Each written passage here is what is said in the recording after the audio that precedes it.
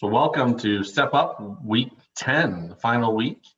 Again, this was recorded in the fall of 2020. Thanks for either attending, for those of you that are attending, or watching this if you're watching either later or right after. Again, Step Up in the Life After High School, session 10 is talking about the housing options for the DD or the residential waiver. Like I said, most families that are on this presentation, you probably won't be eligible for the DD waiver right away. You'd be in the SLS for a certain amount of time. But after that, we'd be able to, once you're through the wait list, maybe if it's an emergency or you're coming off that CES, Children's Extensive Services waiver, you might have a DD slot or a residential slot available. So, but this is kind of for future planning in the long run. Maybe some families have this already or have been in the system long enough that they could be close to possibly getting a DD slot, depending on if resources are opened up. So tonight, like I said, we're going to talk about the DD waiver housing options. First, as we talked about last week in session 9, the housing, section 8 housing voucher choice. So review that recording, but here are some links to those housing voucher programs. So especially for someone that's living in the DD waiver, if they're living in their own apartment or maybe in a group home or host home option, they could, as we'll get into explaining those in a moment, they could use a housing voucher. Again, housing vouchers are a lifeline for a lot of people with disabilities to be able to live independently. And like I said, your son or daughter, our loved one, will really be able to live as independently as possible, probably maybe more than you really believe at times. So we can definitely talk more about that. But another recap from last week and actually even week 8.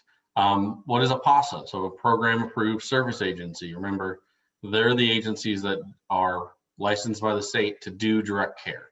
They're the ones that go out and do the, helping them shower, toilet, bathe, eat, dress, day programs, support employment, job coaching, all those services. That's a program approved service agency. They work across all the waivers built for people with disabilities.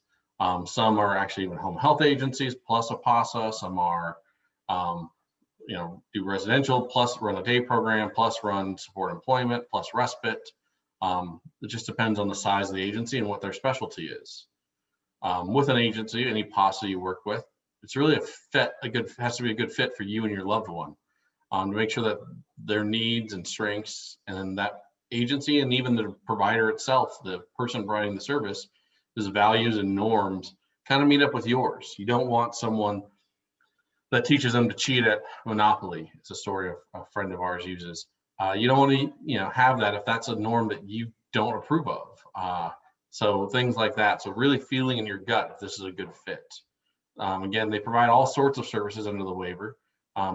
Tonight, a PASA, one of the ones, the idea of what we'll talk about is they'll be providing the residential services, again, under that DD waiver only.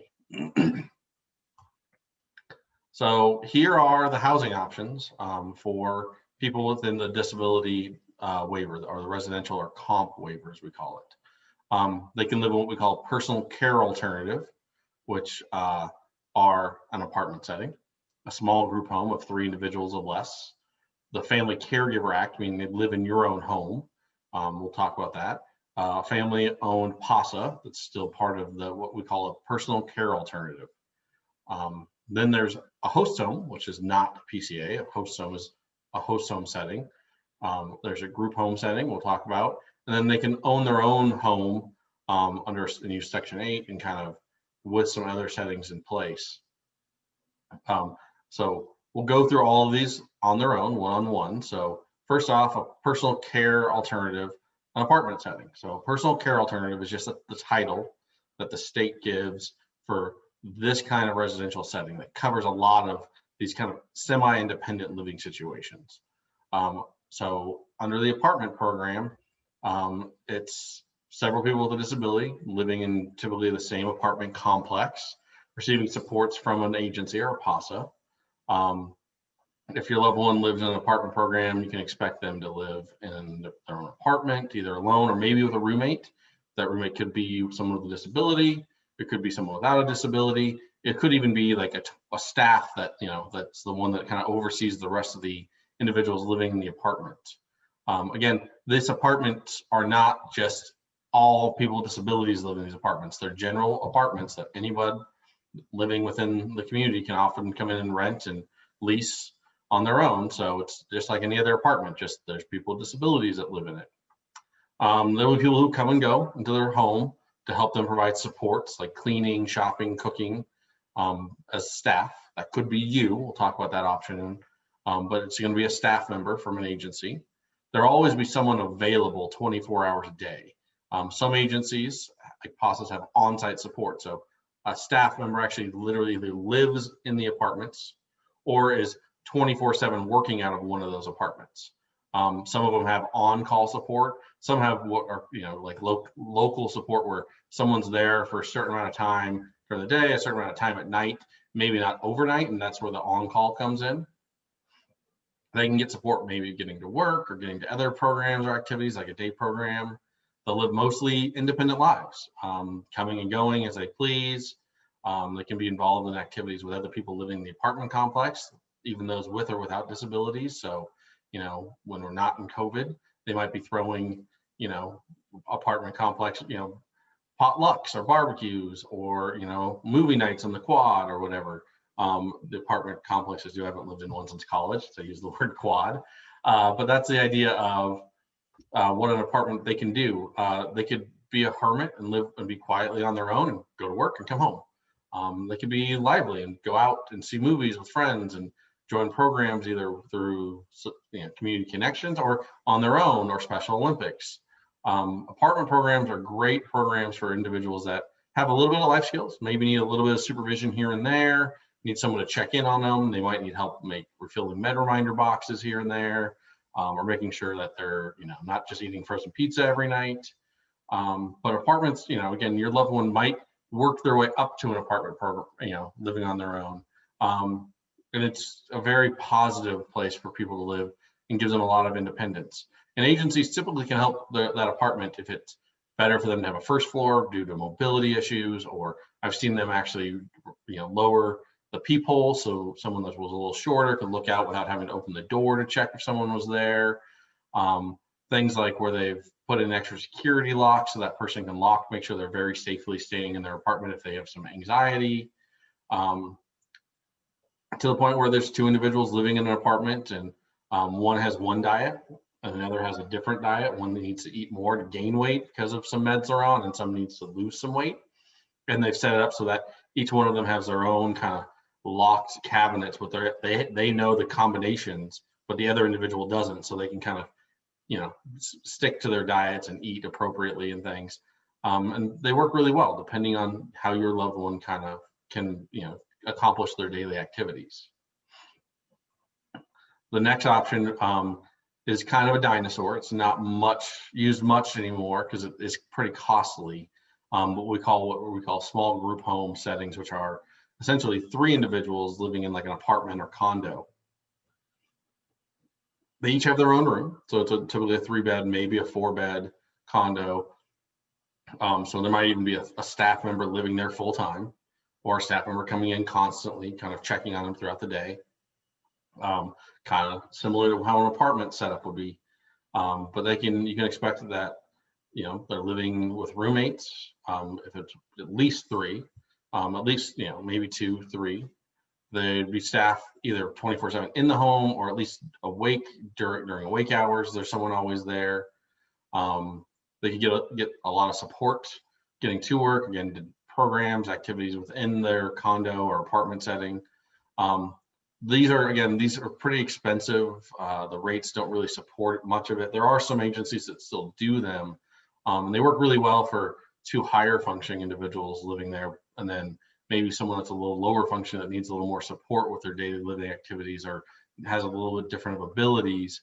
That staff member living either on premises or being there 24/7 during awake hours, it might be a good fit.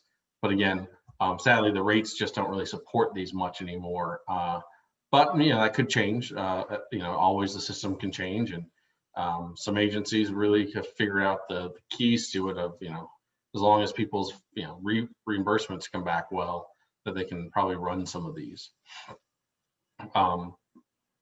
The third option that we talk about is the Family Caregiver Act. This is an act that they live with you, or they live in their own apartment and you're the paid staff, or they live in their own apartment that you own and someone else goes in. There's a whole video online. I hope you would all have watched it on our YouTube channel. It's the Family Caregiver Act. Essentially, this is a delivery model within the DD waiver. So you can't access it in the SLS waiver and get the residential support. The SLS waiver has family caregiver that pays a blood relative to provide services. So does the disability waiver, the DD waiver. The difference is this one, you can be paid to be the residential provider. So they can live with you in your home, and you're the paid full-time, part-time, paid at the backup or not paid at all, but they live in your home and people come in to help them. They live in their own apartment where you're the paid staff. So they don't want to live with you, but they still only trust you or their, your partner or their parent or their grandparent or their brother or sister to be the ones that care for them. So they could be the paid staff that go in every day or every few days or whatever they might need part-time. And then they have another part-time staff that comes in, or the backup if it's a snowstorm, because it's Denver, it randomly gets blizzards here. So there's those options within that family caregiver. Again, we have a whole video that goes over it for about an hour. This option really was built for families in the disability waiver to not have to let their loved one move out of their home. So prior to this being passed, which is roughly about 10 years ago, give or take, if you got a disability, if you got the DD waiver, comp waiver, residential waiver, your loved one had to move out of your home. They couldn't live with you. That was not an option. So this was passed to allow families to accept the DD waiver, but not have their loved one move out of their home. It's not the end all be all of a waiver system, because it doesn't solve the problem. As you get older, so does your loved one. And if they live with you, we still have the same problem. We would have an SLS, them living with you and not having a place to go if something were to happen to you, or sadly, if you were to pass away. This is typically a great option for you get offered the DD resource, you get offered that residential slot, to take it, have them living with you while the first few years you get used to the waiver, while they get used to maybe finishing up some of those home, life skills, so they can start living on their own when they're living with you. Or it could be a great option that you get the waiver, they live with you for a little bit, and then you move them into an apartment and you're still the staff member kind of going and doing it. And then eventually you slowly back off and let an agency staff go in to do it.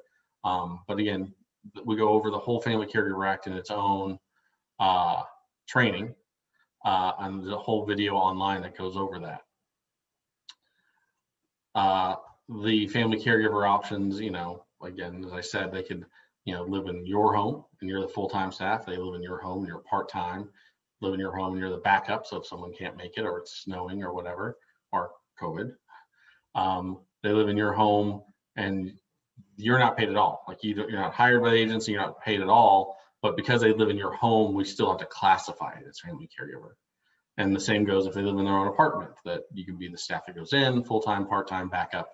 Or if you own the apartment or lease the apartment and they pay you that rent, that agency, then you're still listed as family caregiver because you own where they live. It's kind of a technicality with the state.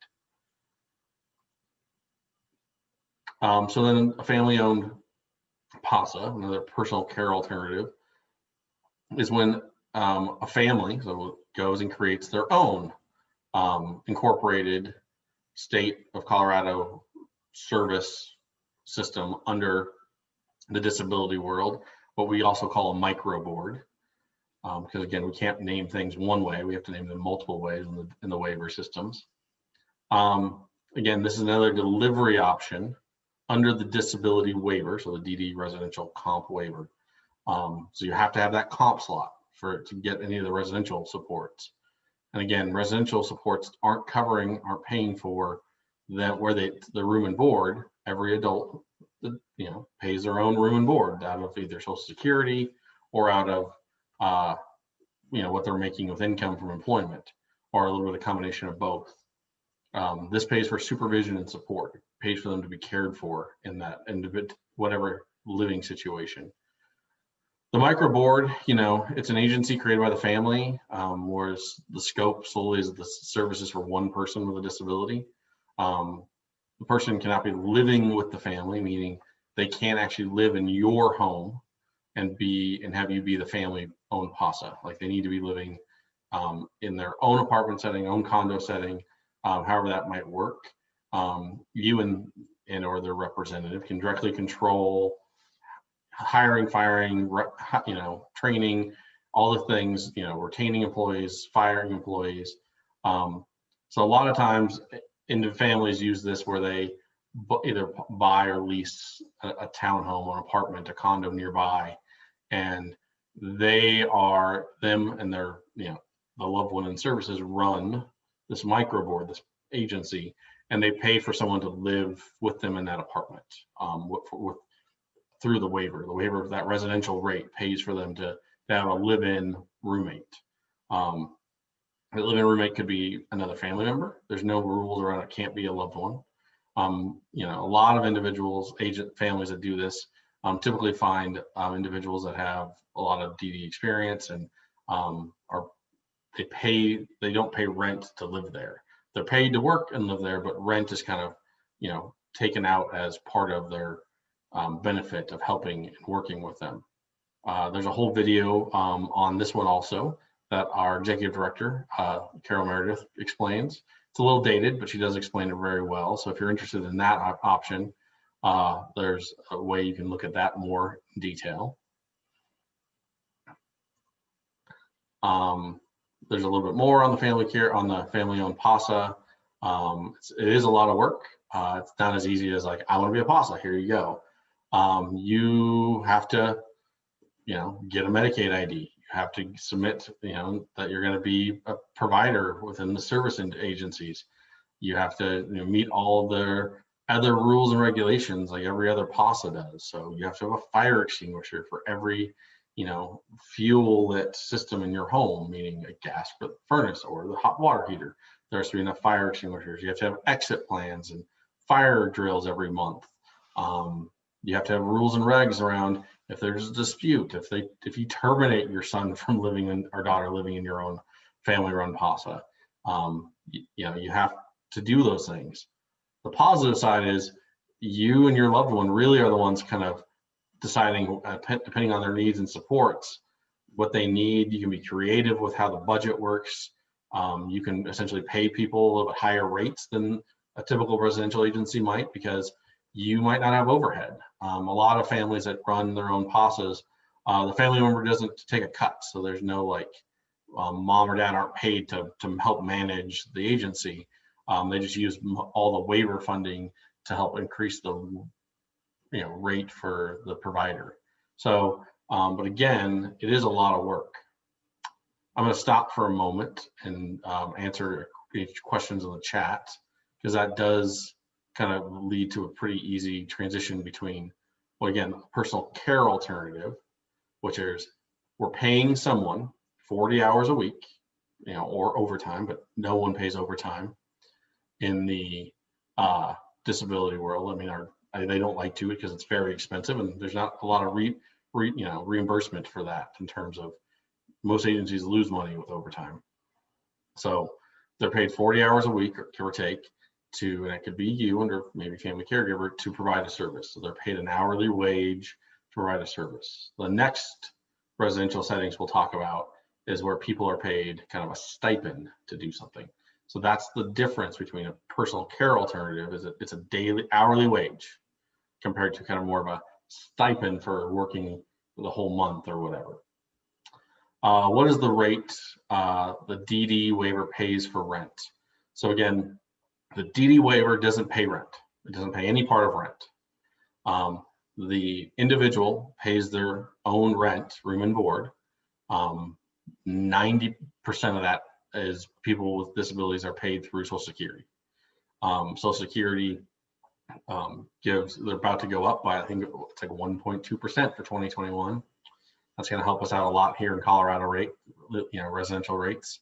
But it's roughly about $783 a month that someone can get on SSI. They might get a little bit more than that if they're getting SSDI. Again, that was week 2 or 3 of Step Up this session, if you want to rewatch that video. So they pay their own room and board. The state does cap what that room and board fee can be.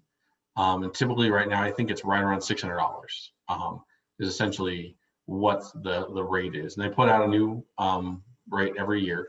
So I can go pull the 2019 for you all if you wanted, throw it in the chat, and I can send you that document that's from the state that says, here's what the highest amount you as a residential agency can charge someone for rent. So if they're living in an apartment setting and that apartment's cost more than what they pay in room and board, there's some of that is either covered maybe by the residential agency. Sometimes that landlord might drop their rent. An agency might try and get someone on a Section 8 voucher so they can help, again, cover some of that difference. But the DD waiver itself does not pay rent. It pays people to provide supervision and support. So that's the residential we're talking about, is that supervision and support for them to live in. So beyond that, there's the next option, which is probably anywhere from 60 to 70% of most individuals living in the DD waiver program is they're living in what's called a host home. So host home are places where people with IDD live with another family, a couple, a single person. I use myself as an example of this a lot. I own, for these classes, I own my own home. I don't need all 4 bedrooms. So if I wanted to be a host home, I could bring someone with a disability in and be a host home provider. I'd have to go work for an agency, pass a background check, pass a CAPS report, do all the training, CPR, first aid, main allegations so I don't mistreat, abuse, or neglect someone or exploit them, plus any agency trainings, plus any other random state requirements that you have to be a host home provider. Host home provider settings, say I was the provider, they might be living with 1 person with a disability living in the host home. Normally it's 2 people per host home. That is the normal rule. There can be a caveat that they can let 3 individuals live in a host home. It's not as oftenly used because there tends to be some questions around the level of safety for the individuals. If there was a fire that broke out, is one provider really able to get all 3 of them out safely? If they use mobility devices, that's a no. So most of the time it's 2, but they can have 3 at times. A lot of host homes, they're staffed they're all staffed 24/7, meaning they're living in a home like anyone else. They're renting a room from the host home provider. They still pay their own rent under room and board, but then that provider's paid to support. They're paid to support the rest of their living activities, meaning the same stuff you do every day, getting them to work, getting them to a day program, getting them, lunch, dinner, breakfast, meds, clothes washed, cleaning. Now they might have normal chores that would be expected, like they help with the dishes, they help with dinner, maybe they sort their laundry. It just depends on how independent that individual is. They'll have some independent living activities in a host home, like they might be a day program or work all day. They might come and go with friends, or they can really be part of that host home community where that individual lives with that host home provider, and they do a lot of activities together around going grocery shopping, going to maybe a religious service, going to community activities. If that host home family have children, so like I have a 9-year-old daughter, so if I had an individual living in my home, and she had soccer practice, I would offer for them to go to soccer practice with me. If they don't want to go to soccer practice, I, as a provider, need to figure out a way to either stay with them and have someone else take my daughter to practice, or have arranged supports for them to have. Maybe they're able to stay home alone, maybe they're not. So I have to have someone come in and hang out with them while we go to soccer practice, or maybe I arrange it so they're at Special Olympics the same time I'm at soccer practice. All these different, kind of ways to do it. But they definitely have a lot of access to the community, either independently or through that, host home provider. You as an family, interview that host home provider, that host home family, and visit before committing to move in. Typically, agencies run it as like they bring you profiles. It's kind of like a dating system. Like you look and like, oh, I like these people. And then they typically set up a meet and greet. So normally it's dinner. It's like, hey, let's come over as, you as the caregivers plus the individual and have dinner. And then the next step would be maybe the individual having dinner with them alone. So it's, you drop them off and say, we'll be back in a few hours. Then they might have an overnight where it's like, hey, let's come over and stay in the room and see how they like it. That's a typical progression. Sometimes it's faster, sometimes it's yep, let's move into a host home and here we go, because the need is there, but it's kind of based on you and your loved one's level of comfort. But the family that lives in the home where your loved one will be are paid to support them, like I said, through their daily living activities. They'll probably eat meals together. They'll go out to the community, weekends, evenings together. They'll have their own room. Again, they have to have their own room. There are some new rules that individuals can choose if you want to share a room, meaning you can have couples living together, and if they want to live in a room together, they're welcome to. You can also have individuals where it's a big room, maybe it's a whole basement that they live in, and the two of them are best friends and they want to kind of share the basement as one big room together. That's a lot of new rules coming out because, again, there's like any other adult. If I wanted to share, the basement with another buddy and be like, we live in almost like a loft setting, that's fine for people with disabilities too. But they have to at least have the option to have their own room. They can't be just forced into doing that. They must pay their own room and board, like all adults do. So they have to pay, rent into the host home. Host home providers go through multiple background checks. We do have a new system in the state of Colorado called CAPS, which allows them to get screened, and then they're put into a database so that as they apply to an agency to work for, that agency can see if they've been fired from another agency or let go because of for cause or not for cause. If they have ever had an allegation founded or unfounded against them. So it's a little bit more of trying to keep the bad apples out of the system instead of it just being, I was fired by one, I'll go to another one, because they weren't talking to each other as much over the years. There are some laws around agencies can reach out to each other to ask about former providers and not be, taken, by any libel or any lawsuits. So the host home setting right now, this is pretty much like I said, most people with disabilities live in this setting. Is it perfect? No. But is it a good setting? Yeah, there are some amazing host home providers out there. There's one gentleman that I still actually are in a fantasy football league together. He's probably one of the coolest gentlemen I've worked with in the disability world. He had the option to have two people with a disability in his home.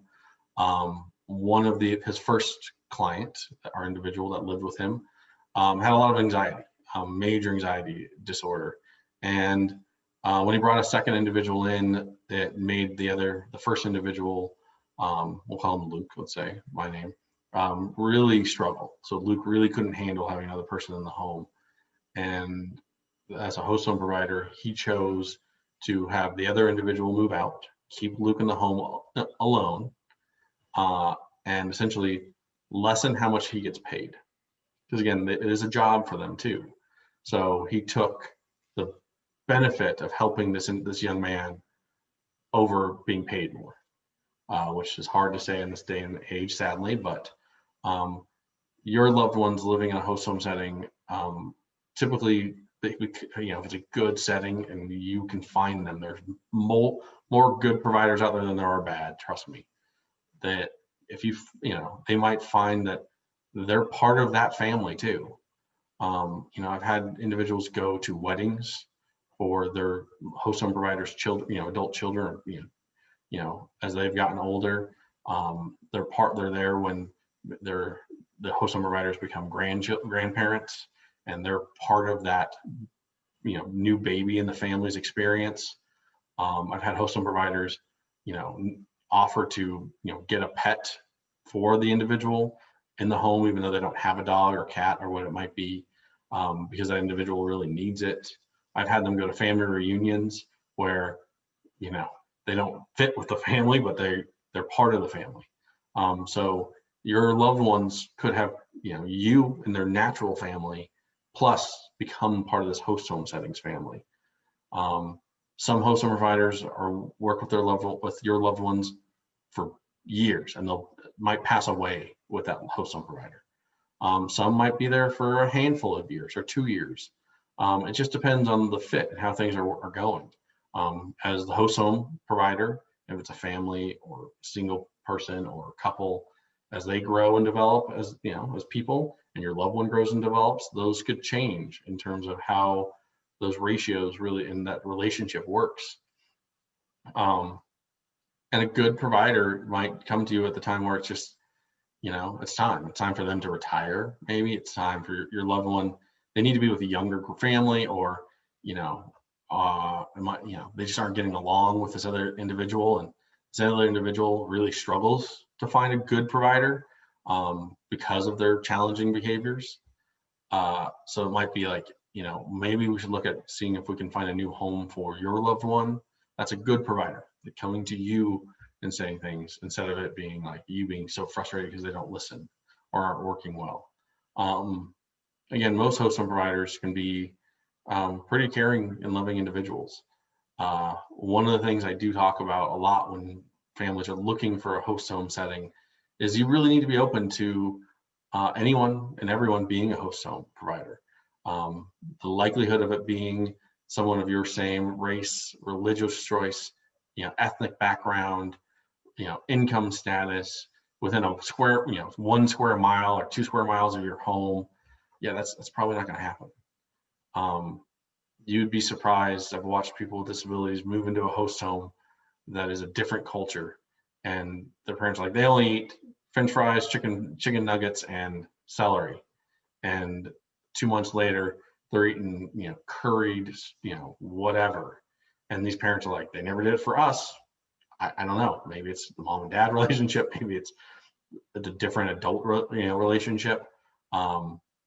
You can really see your loved ones bloom and blossom in host homes, and you can see them really be cared for if they're just not able to, to grow beyond their developmental stage. So and host homes aren't these kind of gross, icky homes that people are just like have 25 people living there. They're homes like anywhere else in the community.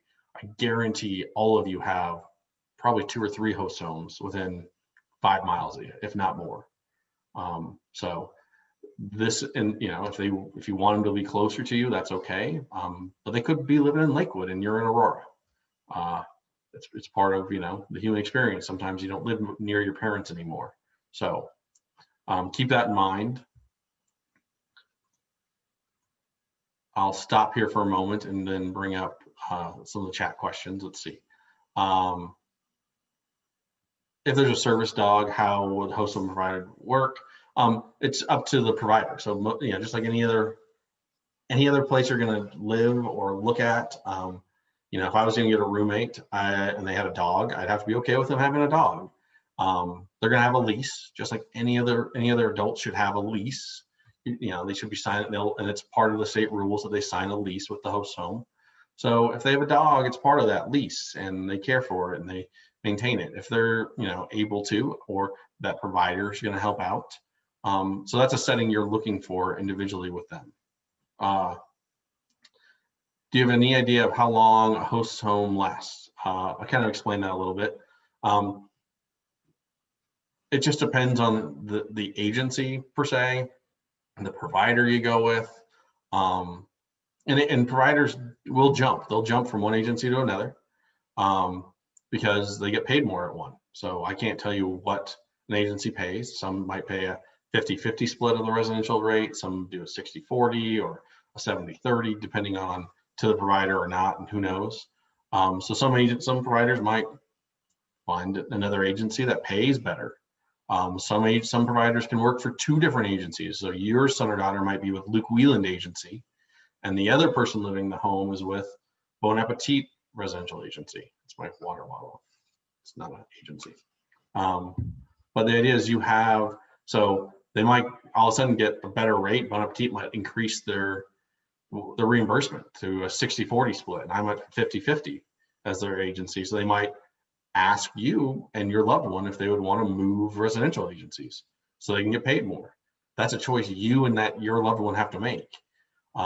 If that provider is a great provider and there's so many benefits, that's an easy choice. If it's like, yeah, we don't know, you really like the agency more than maybe say the provider at times, then maybe it's okay. Well, no, we don't want to do that. We'll look for another host home provider. Maybe that host home provider changes their mind. They stay with the Wheeling agency. Finding a host home provider is just like finding any other service provider. It's a gut feeling for you and your loved one of how they feel, how they interact, how it goes. Finding things that, if your loved one's young and energetic and really moving forward, and they really enjoy, activity and being out and active, you probably don't want to place them with a, provider that's, older and might have some mobility issues, or that's not an interest of theirs. If your loved one's kind of shut in, they like to go to work, they like to come home and have dinner and watch TV, find a provider that kind of has those same interests. Or if your loved one likes to kind of do random things, you can find providers that are into some weird model airplanes or spelunking or whatever, spelunking. So they're really different out there, and it's all a gut feeling. But again, I can't tell you that it's going to be 2 years, 10 years, 20 years. I can tell you host home providers that are in the system, most of the time they stay in it because it's a great job. In the eyes of the state, host home provider is your first job. Now, most host home providers have a second job. They either right now probably work out of their home, but for the most part, they have some kind of job, some other job that helps pay their bills. But in the eyes of the state, in the eyes of a case manager, and your eyes, their first job is your loved one. That's what they're paid for, and that's actually kind of written into some statutes. So that really, it's that idea of how they're being cared for. And at any time, if you feel like, or your loved one feels like things aren't going well, call a meeting, pull in an advocate. Let's have a conversation, and either make some changes with that provider, make some changes with that agency, or move on completely. Is there a type of contract with a host home provider? Yeah, for the individual, not for you as a parent or caregiver or even guardian, that doesn't matter. It's the individual will have a lease by rule. So a residential agency, they all have them now that are written pretty standardly. There's certain things. So if your loved one has some challenging behaviors, they might break some things. They might have some that written into a lease, and so that's something you really want to read over to make sure that they're not being kind of forced to repay things that are just normal wear and tear, or that also that provider knows what they're getting into. I've read your son or daughter's profile.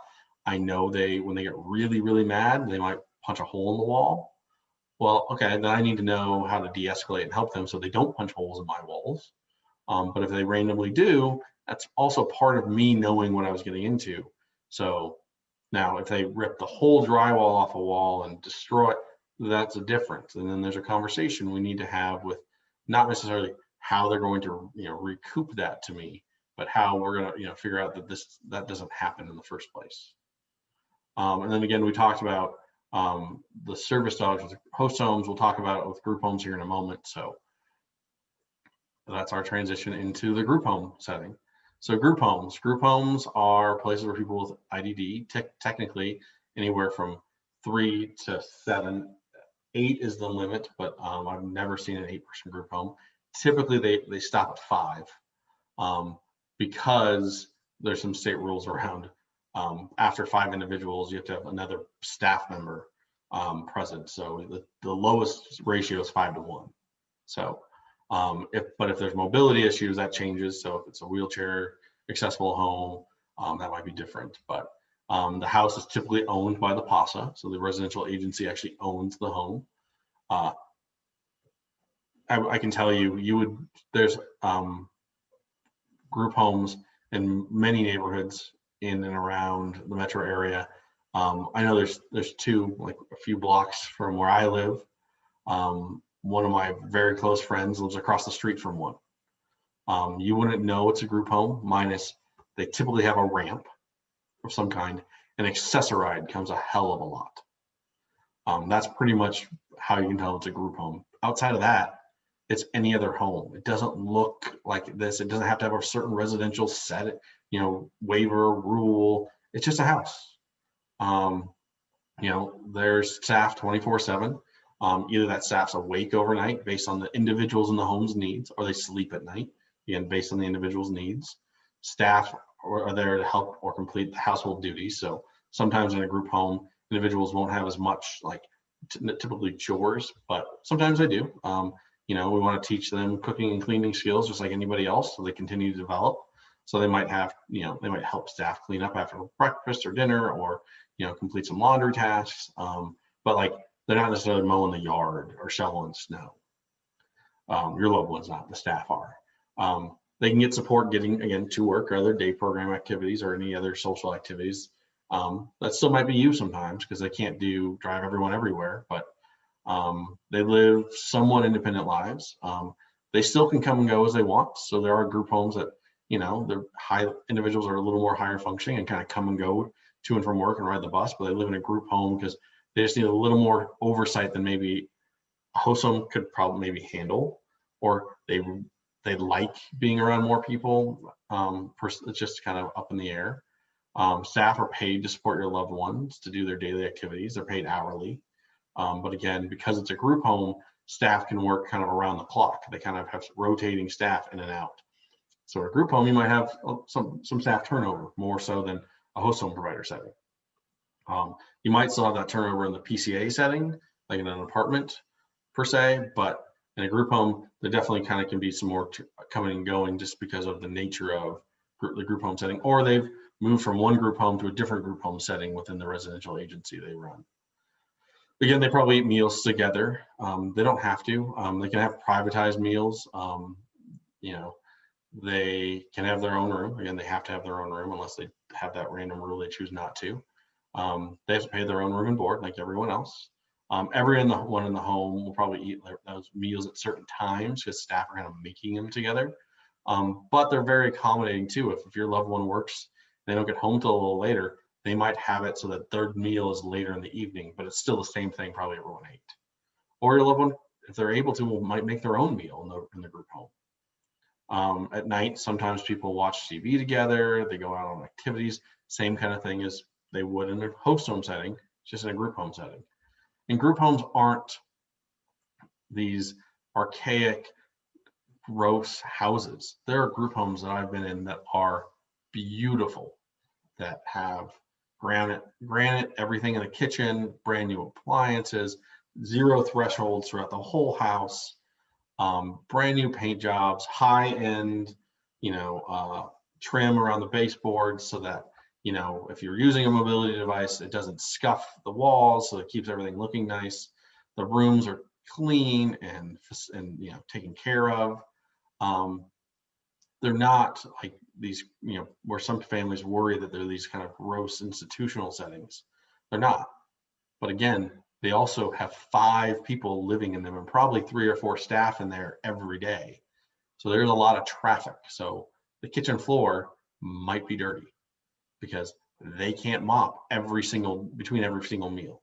And if someone spills, it's like clean it up enough so we can kind of keep the ship going to get everyone to wherever else they're going for the day. So it's not like it's a, perfectly clean 100% of the time, but it's also not the scummy kind of, ooh, it's a group home setting. They're just like any other house. And so, like I said, there's group homes in the Pinery down in Parker. There's group homes in Shenandoah. There's group homes, maybe not in Cherry Hills, but just outside of it. So there's definitely group homes all around the city and the metro area and across the state. The problem is that group homes are expensive. They aren't cheap. So there aren't as many agencies that have group home settings. They tend to be the bigger residential agencies that have a group home setting, because they're not cheap to run. There's maintenance, there's, anything else with a home, especially a home with 5 individuals living in it on a constant basis. So if you're going for that smaller agency that has a little more family feel, maybe per se, they might not have a group home setting. It might only be like a PCA living in their own apartment, living in their own condo with a roommate, living in your home, or a host home setting, because they just don't have the capability to own the home and have a group home.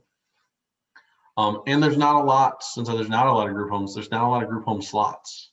So the idea is, if that's what you're thinking, where your loved one should live, that's probably not going to be where they live.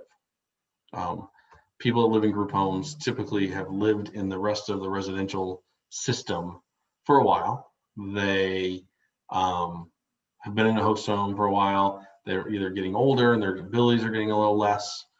Maybe their challenging behaviors are getting a little more, agitated. They are the ones that typically might move into a group home.